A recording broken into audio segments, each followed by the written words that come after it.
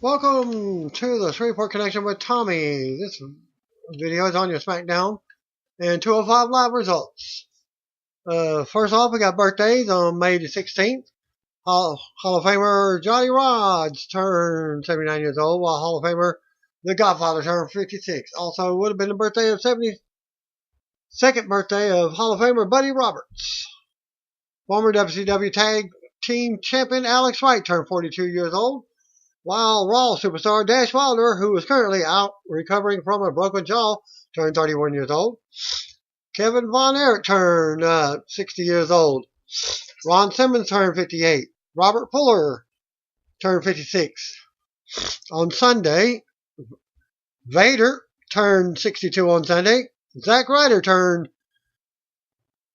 32 on Sunday. The late Dr. Destiny Williams was born on May 14th, 1960.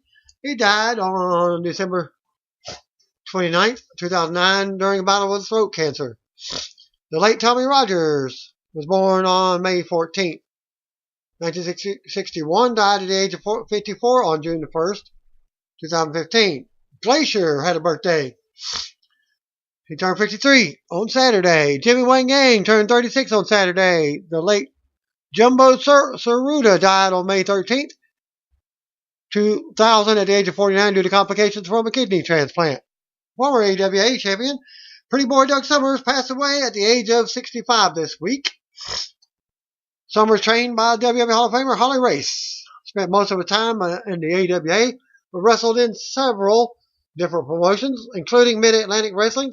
He and Playboy Buddy Rose, managed by Sherry Martel, defeated Kurt Hennig and Scott Hall for the AWA tag team titles back in May of 1986. Summers later did enhancement work for WWE and WCW, but last wrestled in an indie match in 2012. He unsuccessfully filed a lawsuit against WWE in 2011 over the use of AWA footage with his likeness. And here are some of the matches against his career of stars like Shawn Michaels, Bret Hart, Sting, and others. Close all that through there. There's like 6, 7 links. Also, birthdays on the 18th. ECW original Blue Meanie turned 44. While former WCW star Kaz Hayashi turned 44. Also, WWE developmental talent Bobcat turned 46. Also, would have been the birthday of 74th birthday of WWE Hall of Famer Jimmy Superfly Snuka, who passed away back in January. Dark main event advertised from SmackDown was Randy Orton versus AJ Styles and Kevin Owens versus Sami Zayn. Still did not get any results for that one. GQ and The Rock are teaming up to give the fans a private screening for the new Baywatch movie that comes out next week. To enter the contest, post your recreation of Rock's recent recreation of the Rock's recent GQ cover on to Instagram with the hashtag Rock the GQ cover, and then also hashtag contest. The contest ends on Sunday. Details and comments from the former WWE champion are below. Also show you the picture there. GQ magazine says, want to win a private screening of hashtag Baywatch courtesy of The Rock? Go to this link. Dwayne Johnson at The Rock, I'll rent out an entire theater for you and all your friends for hashtag Baywatch. Grab this mag and recreate this cover shot. Funny wins, the funniest wins. As you can go to that link there for you.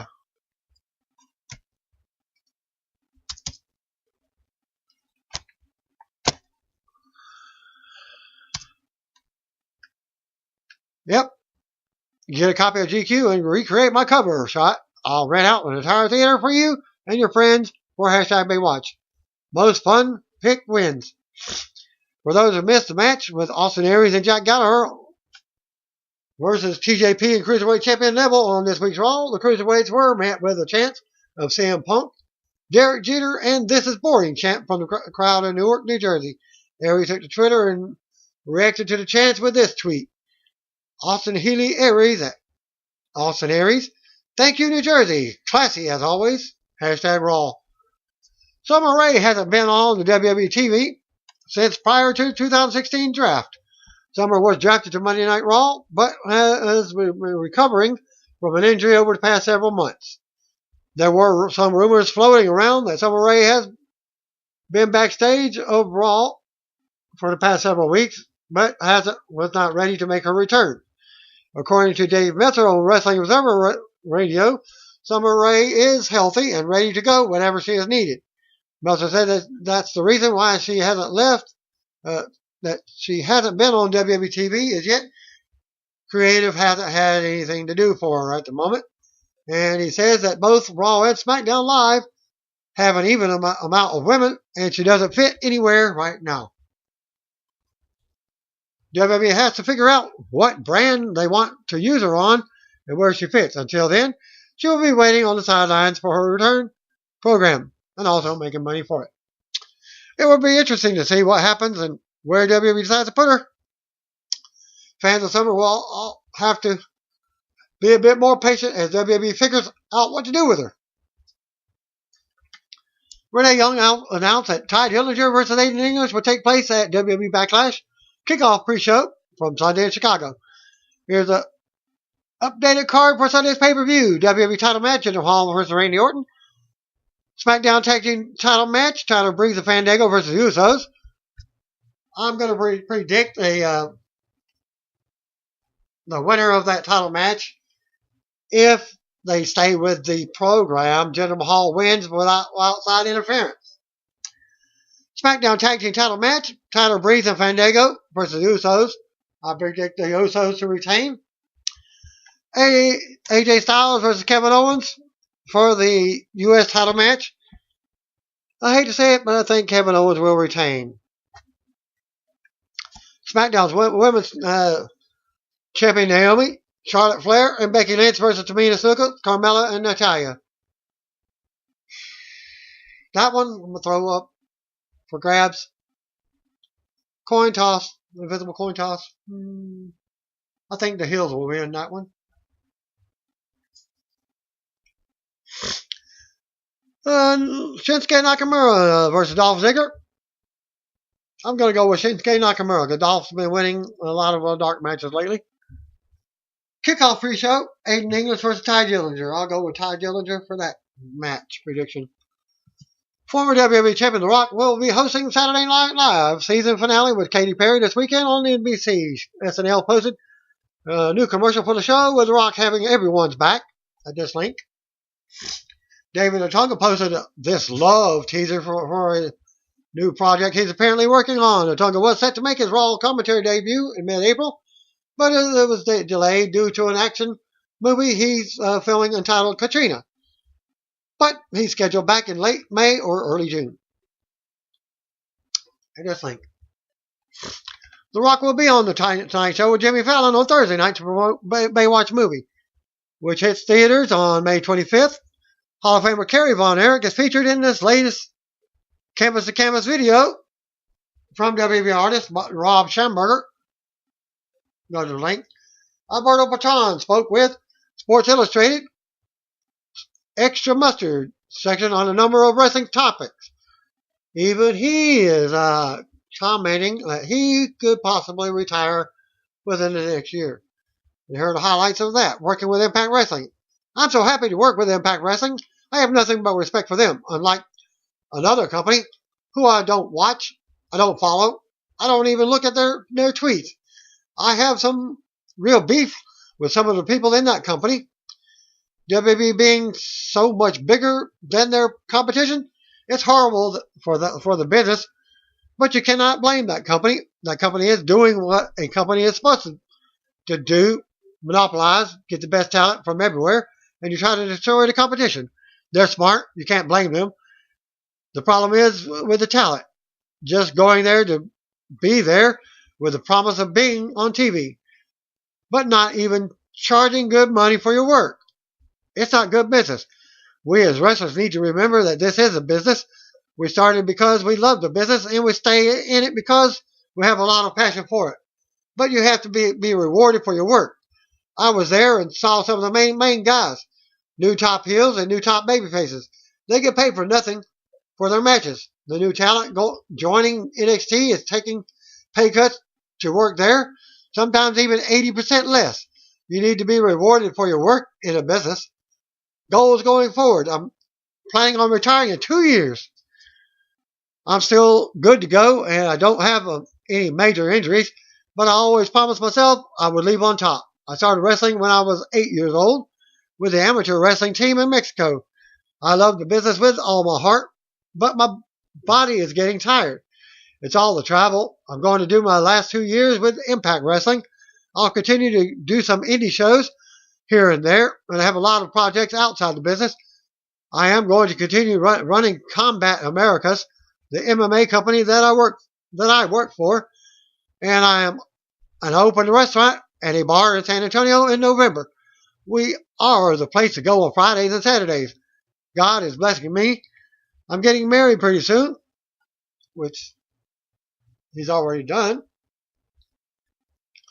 which is a missed thing by his own interview. We changed the date twice, but we're getting married in the last week of July, so I'm keeping very busy outside the business. As you can hear on the Monday night, the wedding ring was the one that was stolen. Alberto Pachon also discussed Bobby Lashley and what made him to sign with Impact Wrestling at this link. Due to popular demand, Raw Women's Champion Alexa Bliss is featured in this new video from Xavier Woods Up Down Down channel with this link. Former TNA and WWE wrestler Shelly Martinez talked about her upcoming retirement and overcoming some of the past issues she had with Batista. She took to her YouTube channel to clear up the confusion about his past and future. You can listen at her comments in the middle in the video link here that I did not get on the Raw video. After upcoming 2 appearances in Texas and Germany, Shelly expects to be finished with the in-ring action for good. I think from those 2 bookings, I'm pretty much done with in-ring stuff. Sad but true. I think it's definitely time has come to get out. I guess you would say. Signs that I know that wrestling is done for me.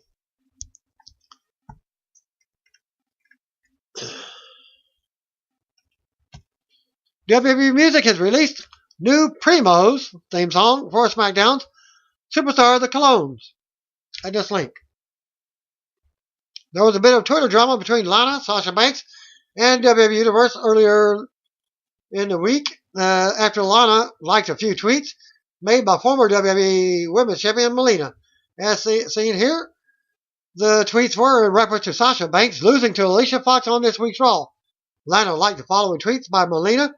As Melina was saying, at Real Melina, people need to have a broader viewpoint. There's a story being told here, and that's what is drawing me in. What if this was why Sasha lost? 1 out of 3. This is the first out of 3 tweets. And all she said, this wasn't mind games, it was mocking. It's underestimating your opponent and fueling her determination to win. 2 out of 3. And you can go to that link there for you. And the third one, that's just one of many possibilities of what could have happened, but it's got people reacting and talking. That's great booking to me. 3 out of 3. That's the third one. Fans saw Lana liking these tweets and took it as the Rapids in Russia dissing the boss.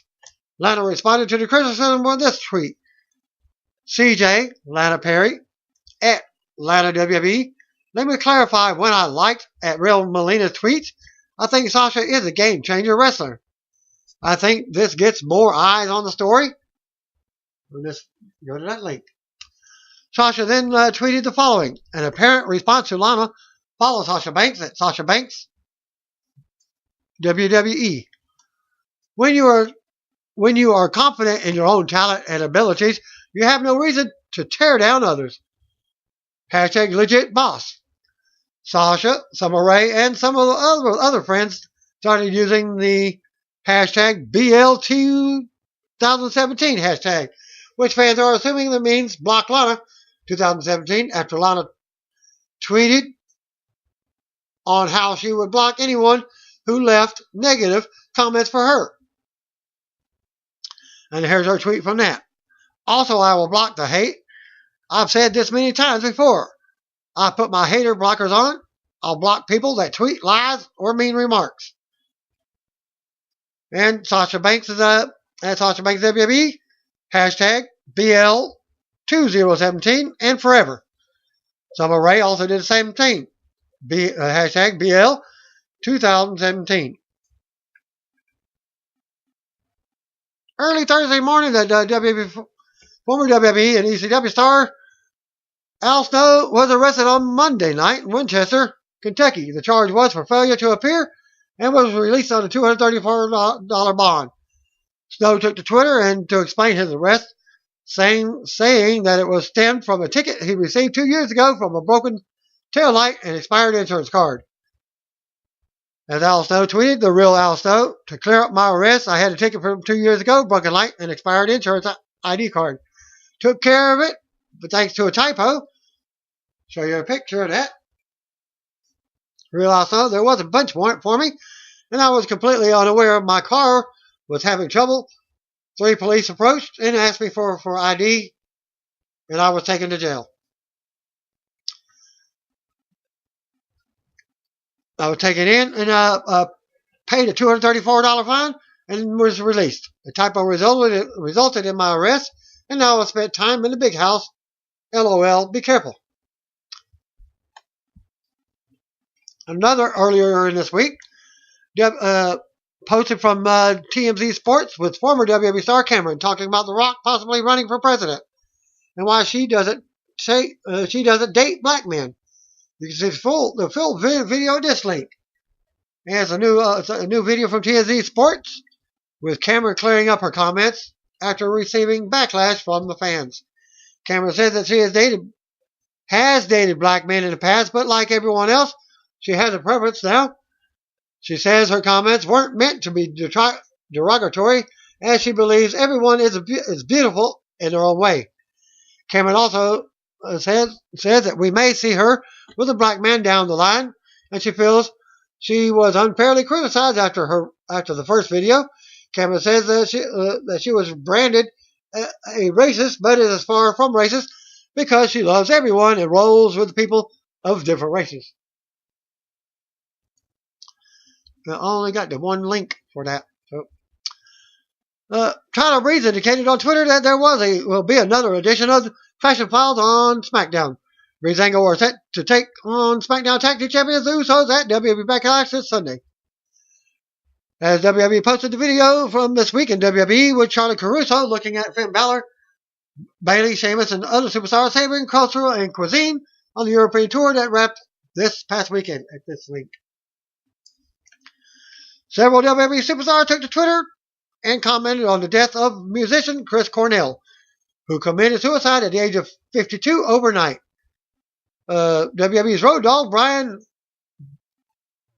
James tweeted, that's BG James on Twitter and Facebook, the following on singing the song Black Hole Sun while Cornell and his band Soundgarden were sitting ringside for a WWE show in Tacoma, Washington years ago.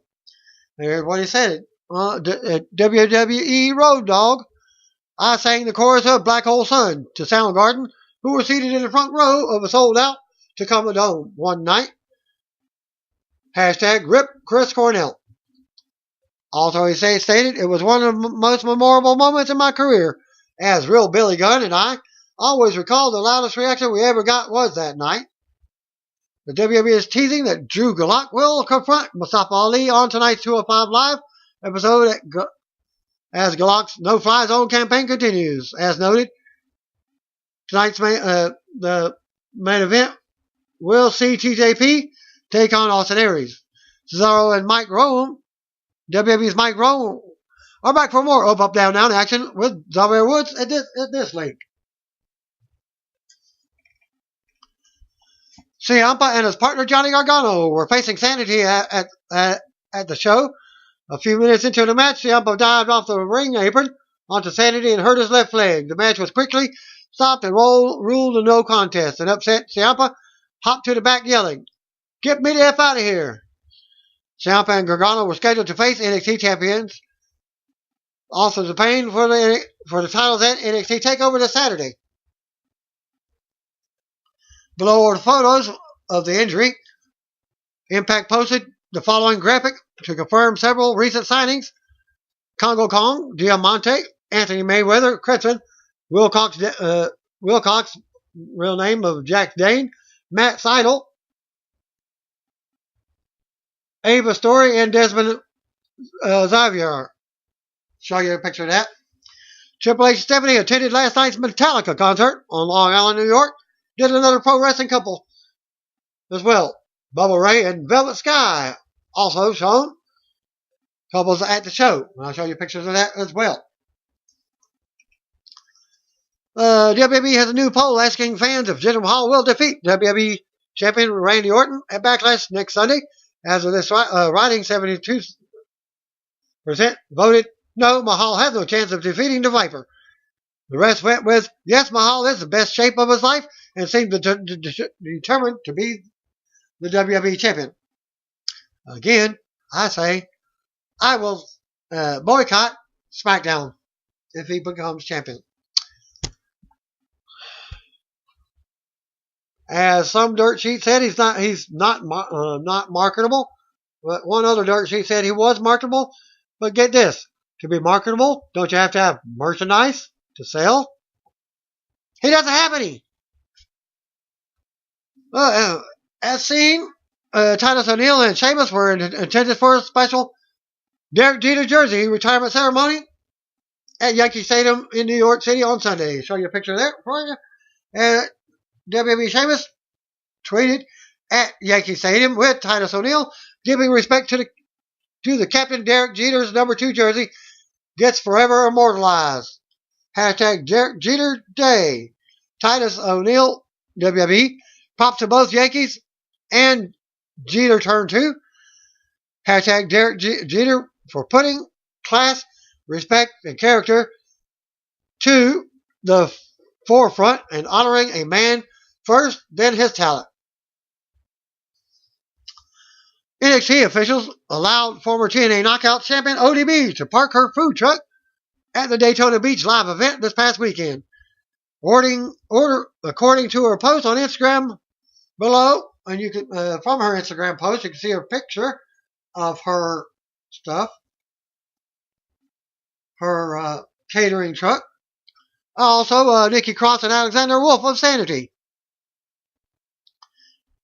At Nikki Cross, the WWE says, great to finally meet the ODB BAM at hashtag NXT Daytona. Can't wait to tuck in to my beef nachos. Again, go to that link, Instagram.com/the ODB BAM. OD BAM. Thank you at WWE NXT for letting me park my food truck at the show and showing me a good time. Hashtag NXT. Hashtag hooking up with ODB. Hashtag Daytona Beach.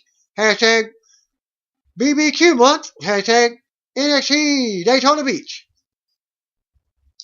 And this could possibly be an invitation to NXT. Standard intro video for SmackDown open up. Live from Manchester, New Hampshire, as the power goes off inside the SNHU arena. Tom Phillips welcomes us. He's joined in by JBL and Byron Saxton. Tom Hype, tonight's show. U.S. Champion Kevin Owens is in the ring for his own version of Chris Jericho's highlight reel. Complete with the Jerotron and all. Owens welcomed us, and he's taking the highlight reel over because the original host will never ever be seen again. We see a replay of Jericho losing his rematch 2 weeks ago, and the post-match attack from Owens. The fans boo Owens. Owens said Jericho was obsessed with scarves, gifts, and lists, but the only list he is now on is the injury list, and that's because of Owens. Owens says what he did to Jericho is just a sneak preview of what he's going to do to AJ Styles at Backlash on Sunday. Fans boo now that this is out of the way, Owens wants to introduce his guest, and he wants to do it French because he can. AJ's music interrupts instead, and out he comes to a pop. AJ watched Owens steal Jericho's thunder and everything else for a year, but didn't think he would stoop this low. Owens disagrees and wonders what the hell AJ is doing here because he would never invite AJ on his show. Fans chant AJ's name. AJ promises to beat Owens for the title on Sunday and bring it back to the good old US of A. Fans chant USA now. AJ wants to fight tonight and not wait until Sunday. The music interrupts and out comes Jinder Mahal with the Singh brothers. Jinder says he was supposed to be the guest on the highlight reel. Owens calls AJ a rude American who put his nose where he doesn't belong. Jinder says what happened at Backlash is exactly what happened last week. He shows us video of himself getting the pin on Randy Orton during last week's tag match. Jinder says he will become WWE champion on Sunday. AJ tells him to focus on tonight or he might not make it to Backlash. Jinder quotes Gandhi but gets the what chant from the crowd as he speaks from the ramp. Jinder says AJ will lose tonight, just like Orton will lose at Backlash. Owens says AJ is in a rough week with losses to Jinder and himself. AJ enters the ring now and Owens scrambles to the floor. AJ tells Owens to run while he can because he won't be running anywhere on Sunday. AJ says tonight is about he and Jinder. He tells Jinder to come down to the ring so he can start the AJ Styles highlight reel. Jinder then heads to the ring as we go to commercial. Jinder versus AJ. Back from the break. Match starts. Owens on commentary, back and forth with some stalling start. Jinder catches a kick and sends AJ to the corner. AJ fights in from the apron and they run the ropes. AJ connects with a drop kick. Jinder with a shot to the throat to turn it around. Jinder sends AJ down to the corner and puts a boot to his head. Jinder drops a knee on AJ in the corner. Jinder stops and talks some trash. Jinder keeps control and fans rally for AJ. The Singh brothers look on and talk some trash to AJ. Jinder with more knee drops and referee warns him. Jinder tries to suplex AJ in front of from the apron, but it's blocked. AJ with a thrust to the gut. AJ brings himself in with a forearm and drops Jinder. AJ with a kick to Jinder on his knees. Jinder blocks Styles Clash, but AJ unloads with strikes. The Singh brothers distract AJ, allowing Jinder to drop AJ over the top rope. Jinder with a knee to the jaw for a 2 count. We go to commercial. Back from the break, Jinder continues to work over AJ. Jinder with a low drop kick for a 2 count. Jinder with a headlock and a fan chant for AJ. Again, Singh brothers cheer Jinder on. AJ fights up and out, but Jinder drops him to boos. Jinder whips AJ hard into the turnbuckle for another pin attempt. Jinder takes AJ to the top, works him over. Jinder climbs over for a superplex, but AJ counters and slides to the mat, dropping Jinder into a turnbuckle. AJ runs into a kick. Jinder goes to the second rope, but AJ drop kicks him in midair. Both men are down in the middle of the ring now. They both get up and trade shots. AJ unloads and takes Jinder's knee out. AJ with a forearm for another 2 count. Jinder counters a move, sends AJ to the corner for a thrust. AJ catches him, but Jinder blocks and nails another big kick for a close 2 count. More back and forth. AJ nails a Pele kick and a big shot in the corner. AJ drops Jinder over his knee for another close pin attempt. They go to the floor and come back in. AJ charges in the corner and gets sent to the apron. AJ nails a forearm. AJ then readies for a phenomenal forearm, but the Singh brothers distract the referee, allowing Owens to nail AJ with a title from behind. Jinder takes advantage and hits the finisher. The Colossus for the win. Don't know what that move's called. After the match, Jinder leaves with the Singh brothers as his music hits. AJ clutches his knee as we go to replays. Still to come segment, Orton versus Corbin, back to commercial. Back from the break, we get a new Vignic for Lana's debut coming soon. Tom leads us to another edition of the Fashion Files with Tyler Breeze and Fandango. They knock some of the bad fashion on SmackDown, including the SmackDown Tag Team Champions, the Usos. Fandango says Breezango will be wearing the tag team titles on Sunday at Backlash. They go to give each other a high five, but Breeze calls for the freeze frame, and that's how the segment ends. How they will face the Colognes later on the show. WWE Champion Randy Orton was backstage walking. Renee Young asked him about the WWE Universe reaction to Jinder. Orton said Jinder believes the people don't like him because of how he looks on and talks. Orton says the truth is people don't like Jinder because he's an a-hole. As Orton walks off. Breezango versus the Colognes was up next. We go to the ring. Out comes number one contenders, Breezango. Back to commercial. Back from the ring. Match is underway. Breeze causes Primo and Epico to collide, but the Colognes get the upper hand. And by the way, they got new music. I haven't watched SmackDown for the last 2 weeks myself. Epico works Breeze over and goes for a pin attempt. Well, the reason I missed because I've played golf for the last two Tuesdays. Primo tags in for a double teaming and a knee for a 2 count. Primo keeps control. Drops another knee before putting Breeze into submission. Breeze tries to fight out, but Primo kept them in their corner. Primo took it to another corner, hit a big clothesline. Primo whipped Breeze into another corner and charged but missed. Breeze then dropped Primo. Fandango tags in with Epico. Fandango unloaded, but got kicked. Fandango caught Epico with a spin kick for a 2 count as Primo broke up the pinfall. Primo then dumped Breeze to the floor. Fandango sent Primo to the floor. Epico with a 2 count on Fandango. Fandango come back in. Hit the Falcon Arrow on Epico for the win. After the match, number one contender celebrated until the music interrupted. Out comes SmackDown Tag Team Champions, the Usos. They say Breezango does this for the likes and the retweets, but the Usos do this for the titles and the day one-ish, as they support on their t-shirts. They go on and welcome Breezango to the Usos penitentiary, where they make all the rules. They promise to take Breezango to trial at Backlash. They read Breezango their rights and issue a warning before the music hits and the segment ends. We see Becky Lynch and Naomi walking backstage. Charlotte Flair joins them, and they head to the ring. Back to commercial. They welcome back from the ring. Out comes SmackDown Commissioner Shane McMahon for contract signing. Shane talks about the women's division. It's part of why SmackDown is the top brand. He talks about the 6 women match at Backlash this Sunday. He introduces Carmella, Tamina, and Natalya first. They come out with James Ellsworth being with them. Shane introduces their opponents. Next, then out comes Charlotte, Becky, and SmackDown Women's Champion Naomi. Shane says Natalya had a few words before we get the contract signed. Natalya runs them down and calls them pathetic. She says we will see who's the best at Backlash on Sunday. Natalya signs, and then Tamina and Carmella sign.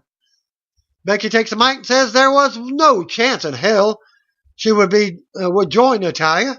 She can't wait to slap their faces on Sunday. Becky signs. Naomi says her opponents should be focusing on their next hair appointment instead of the past 3 weeks because they're all getting snatched bald on Sunday, including Ellsworth. Naomi signs next. Charlotte says they've all had an issue with her since she came to SmackDown. They whined and complained. They formed their little babysitters club.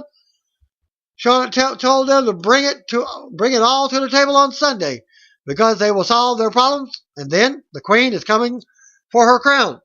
She points at Naomi's title and does a woo at her, and Charlotte signs. She makes the match official, but Ellsworth picks up the mic. He appreciates Shane trying to help a brother, but the kid can take care of himself. Shane has no idea what he's talking about. Ellsworth says it's obvious that Becky gazes at him. Ellsworth quotes Vince McMahon and says Becky has no chance in hell with him. Ellsworth says Charlotte is a queen that sees him as a probable king, but he's the prince to the princess of Staten Island, and she's also has no chance with him. Ellsworth says Naomi is out here flapping her gums, but eventually Carmella is going to steal her title and her glow. Naomi grabs Ellsworth. A brawl almost breaks out, and Shane stops it. He makes Carmella versus Naomi and calls for a referee. Shane's music hits as we go to commercial. So we get Carmella versus Naomi. Back from the ring, and a non-title match is about to kick off. Naomi tries to get her hands on Carmella, but she keeps going to the ropes. Another Backlash match. Participants are at ringside. Naomi beats on Carmella, but the referee warns her. Naomi tackles Carmella and unloads on her. Naomi throws Carmella into the corner and runs in with a big right hand. Naomi then bulldogs Carmella into the turnbuckle. Naomi keeps control and covers for a 2 count. Keeps Carmella grounded now as Carmella turns it around and sends Naomi face first into the mat. Ellsworth ends up getting ejected from ringside after trying to interfere. We go to commercial. Back from the break, Naomi dances a bit as she's still in control. Carmella avoids some kicks and goes to the floor for a breather. She suckers Naomi in and nails a super kick. The two teams face off at ringside. Carmella goes back into the ring with Naomi down on the floor. Naomi comes back in and Carmella works her over for a 2 count. Carmella goes for the Bronco Buster for another 2 count. Carmella with a headlock. Naomi fights out, but Carmella sends her into the corner. Naomi ends up sending Carmella to the mat. Naomi makes a comeback and unloads. Naomi with a jawbreaker. Carmella sends Naomi to the apron, but Naomi drops her with a kick. Naomi goes to the top, and Natalya into Tamina distracts her. Referee sends them to the back. Charlotte and Becky taunt them, and they hit to the back. Natalya and Tamina run back to brawl with Charlotte and Becky. Naomi kicks Tamina through the ropes. This leads to Carmella rolling Naomi up from behind for the win. After the break, the heels celebrate as we go to replays. The announcers plug WWE Network. Still to come, Orton versus Corbin. Back commercial. Back for the break, we get a new figment for the New Day's Blue Brand debut coming soon. Dolph Ziggler backstage. He never understood the hype around Shinsuke Nakamura. Ziggler goes on and says he's about to show us all the remarkable things Nakamura has done on SmackDown. A video starts, but a footage not found message comes up. Ziggler says that's right. Nakamura has done nothing in WWE. He shows us what he's done in WWE and leads us to a video package on his 8-year career. Ziggler says he and everyone else is looking forward to Nakamura's debut at Backlash, and he looks forward to ending Nakamura's run before it even begins. We go backstage to Sami Zayn and Dasha Fuentes. Sami reveals that he has been granted a match against Baron Corbin at Backlash. Sami believes Corbin is afraid of him. Sami goes on about Corbin until Corbin attacks him and lays him out. Corbin says Sami needs to learn how to stay down, or Corbin will put him down for good on Sunday if Sami shows up. Randy Orton versus Baron Corbin, your main event. We go to the ring for tonight's non-title event, and out comes WWE Champion Randy Orton first. Back for the break, announces hype, talking smack, and 205 Live. We go backstage to TJP for a promo on his 205 Live main event against Austin Aries tonight. We go back to the ring, and out comes Baron Corbin. The bell rings, and they lock up. They break, and Orton applies a headlock. They trade holds, and Orton takes Corbin right back down into a headlock twice. They trade shoves. Baron Corbin blocks an RKO. Orton laughs at Corbin. They go to the corner, and Corbin nails Orton in the throat. Corbin then shuts Orton down and knees him with a gut. Orton counters and slams Corbin by his head. Orton stomps on Corbin now. Orton with more offense until Corbin runs out and back into the ring for a clothesline. Corbin covers Orton for a 2 count and stands tall. Trash talking as we go to commercial. Back for the commercial. Corbin is still in control. Orton tries to fight back. Corbin whips him hard in the corner. Corbin talks some trash. Continues to beat on Orton in the corner. Corbin with another pin attempt. Corbin keeps Orton grounded. Orton looks to make a comeback, but Corbin floors him with a big boot for a close pin attempt. Corbin talks some trash, runs and nails Orton with a big right hand. Corbin poses as the fans boo him. Corbin wants more time and talks trash, but still manages to drop Orton when he tries to make a comeback. Corbin then charges in the corner, hits the ring post, but Orton moves out of the way. Orton with a clothesline and a power slam. Corbin rolls to the apron for a breather. Orton grabs him for the second rope JBDT and nails it. Orton then poses and gets a pop from the crowd. Orton ready for the RKO, but Corbin blocked it. Corbin ran into an elbow, but caught Orton with a deep 6 for a close 2 count. Corbin ran out of the ring and back in, but Orton catches him with an RKO. Orton covers for the win.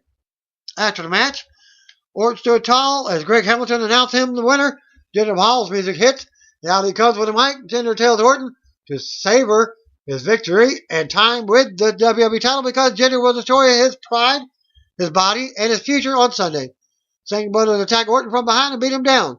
Ginger hits the ring, but Orton fights him off, sends him to the floor. Orton goes for a double JP DDT on both Singh Brothers, but Ginger makes a save, pulls them both out of the ring. They triple team Orton now. Ginger drops Orton with a Colossus and poses over Orton with the title. And SmackDown goes off the air. Well, it looks like it's the $1 million Dream Slam is the Colossus. And that concludes SmackDown. Now for 205 Live. Aired from Manchester, New Hampshire at the SNHU Arena. Before the show, a replay of the ending of last night's Raw Cruiserweight Tag Team match replayed, which also included TJP and Neville's backstage skit where Neville talked about getting rid of their Austin Aries problem. Austin Aries was interviewed by Dasha Fuentes. Austin Aries stopped Dasha by saying that he has a broadcast journalism experience. Aries called TJP the lap dog of Neville like a Pomeranian. Aries also called Neville a liar for the title opportunity that Neville is promising. Aries talked about about his bad knee and said TJP will never be at the A-double level. And 205 Live intro is played. Tom Phillips, Corey Graves on commentary for the most exciting hour of television, supposedly. It's not on TV. It's on the network. As Phillips would put it, Graves said the story was all about Extreme Rules and TJP was trying to keep him from getting there. Phillips brought up the medical team clearing Aries to wrestle. Noam Dar made his entrance, accompanied by Alicia Fox. Noam Dar with Alicia Fox versus Grand Metalik. Oh, look, a Grand Metalik sighting. Metalik was the artist known as Mascara Dorada, by the way, and a runner-up in the Cruiserweight Classic. Dar did a bit of his own cowardly defense at the beginning of the match. Metalik lodged in an arm drag. Metalik followed up with a quick arm drag and a drop kick as Alicia Fox pulled Dar to ringside to recover. Metalik was distracted, which allowed Dar to begin to gain advantage in the ring with the boots. Metalik managed to escape with a lucha quickness. Metalik took Dar outside with a springboard arm drag, and Metalik maintained his advantage with a very high top rope Asai moonsault. Alicia Fox distracted Metalik on the apron, which allowed Dar to drop kick him off. Metalik sold knee pain. Phillips noted that Fox and Dar were united tonight. Dar also worked on the wrist of an arm of Metalik. Metalik kicked out of a pin attempt after a European uppercut. Dar locked in a triangle armbar on Metalik with knuckle enforcement. Metalik tried to escape to no avail. Metalik managed to turn the tide by countering a superplex. Suplex. Metalik did a drop toe hold to Dar in the turnbuckle. Metalik maintained momentum with a springboard back elbow. Metalik hit a reverse sling blade dog to lead to a pin attempt. Metalik went for a Metalik driver, but Dar escaped and tripped Metalik on the worked leg. Dar also went back to working on Metalik's arm by dragging it on the bottom rope. Dar went for a chicken wing, but Metalik kicked his way out. Dar went for the top rope for a tightrope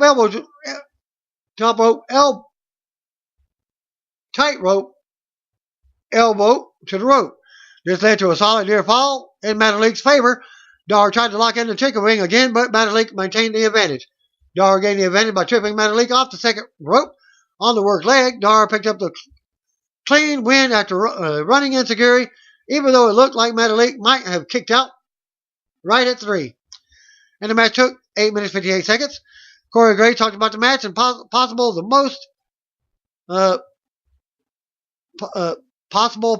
post-match celebration of Dar and Alicia. Commercial break.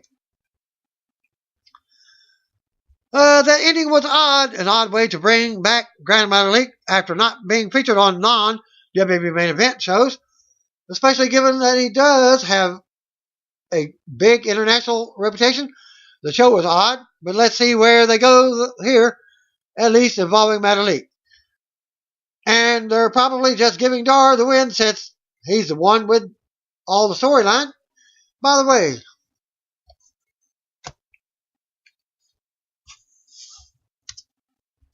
This is the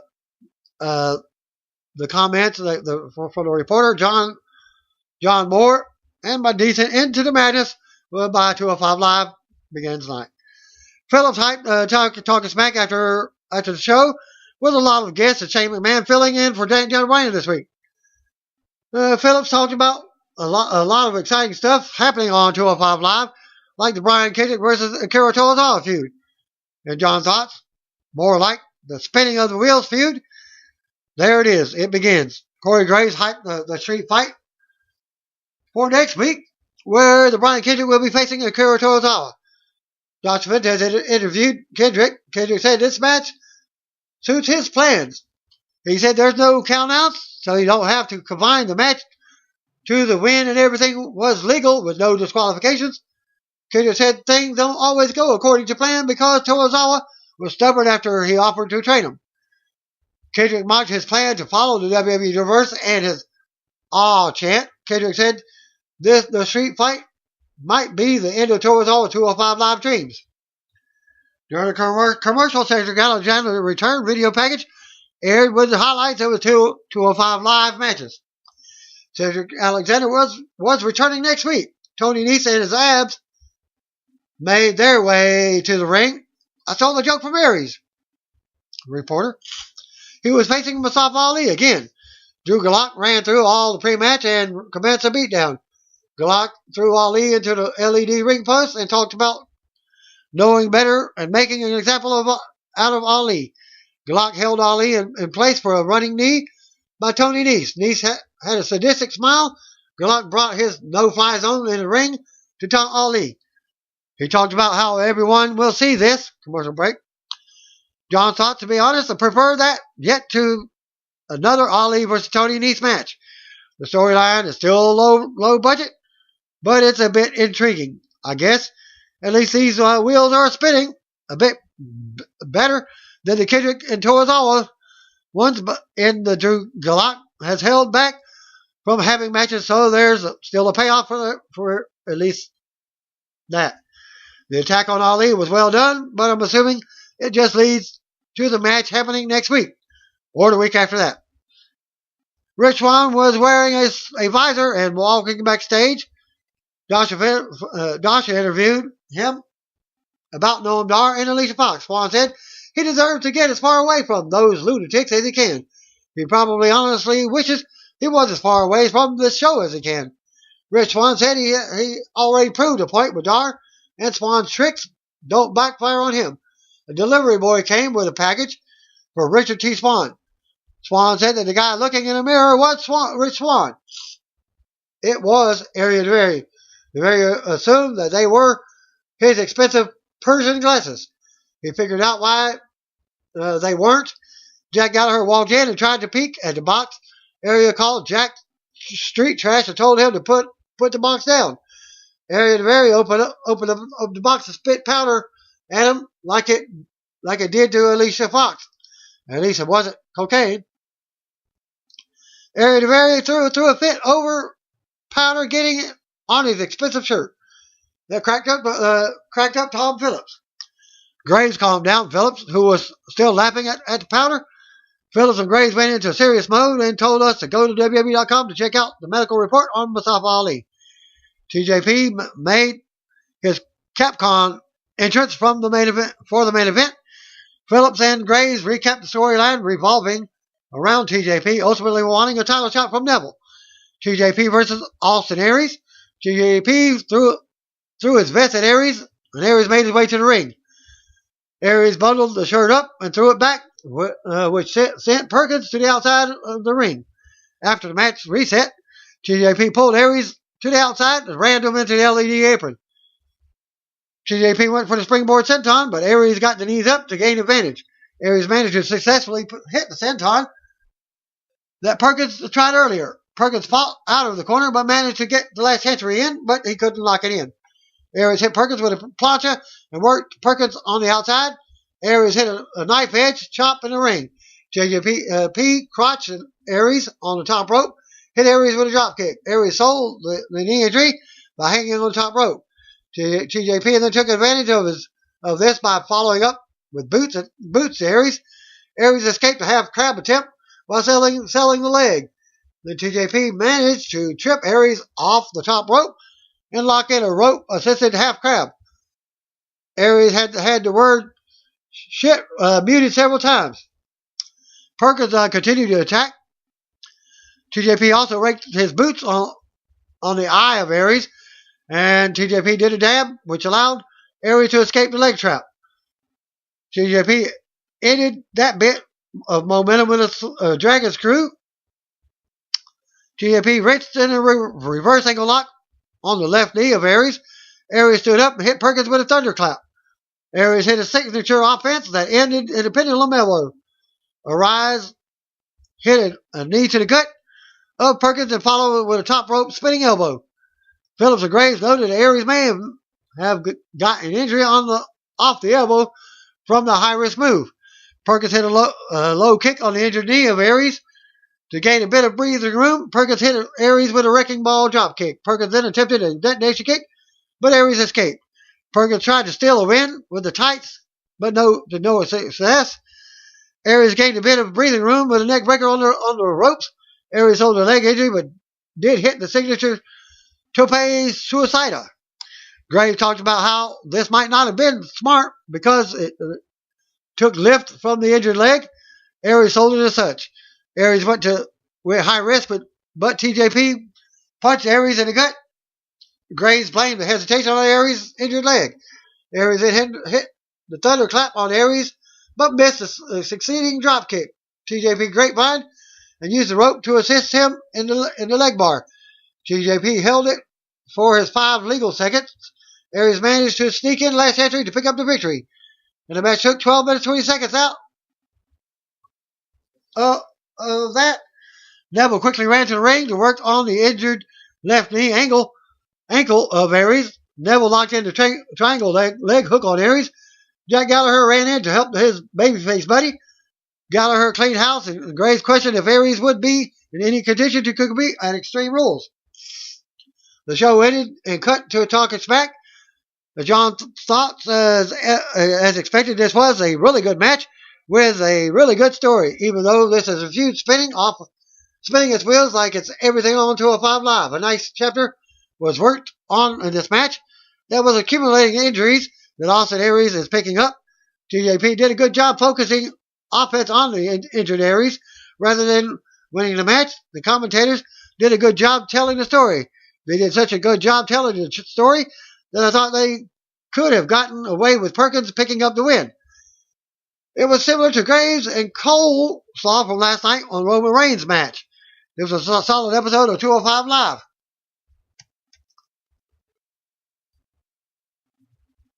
Standards, that's the thing. 205 Live standards. We also got 2 odd wins because TJP could have used the credibility, and Metalik should be treated like a star rather than a random jobber. And that concludes my 205 Live and SmackDown results. Thanks again. Peace out. See you when I'll be.